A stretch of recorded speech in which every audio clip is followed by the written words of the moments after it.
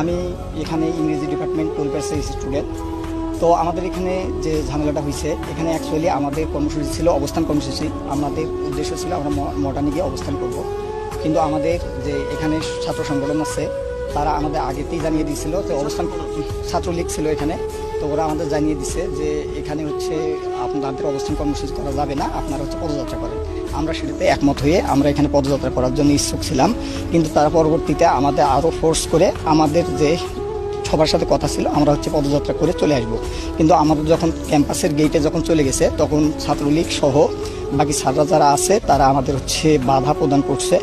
স্যাররা অ্যাকচুয়ালি যখন সামনে আছে তখন পিছন থেকে এবং তাদের যারা তৃতীয় পক্ষ ছিল তারা স্যারের উপর আক্রমণ করে সেই দায় আমাদের সাধারণ শিক্ষার্থীদের উপর চাপানোর চেষ্টা করছে। এই রকম যে আন্দোলন থাকে সেই আন্দোলনগুলোতে বরাবরই ছাত্র তৃতীয় পক্ষ ঢুকে এবং সাধারণ শিক্ষার্থীদের উপর Likey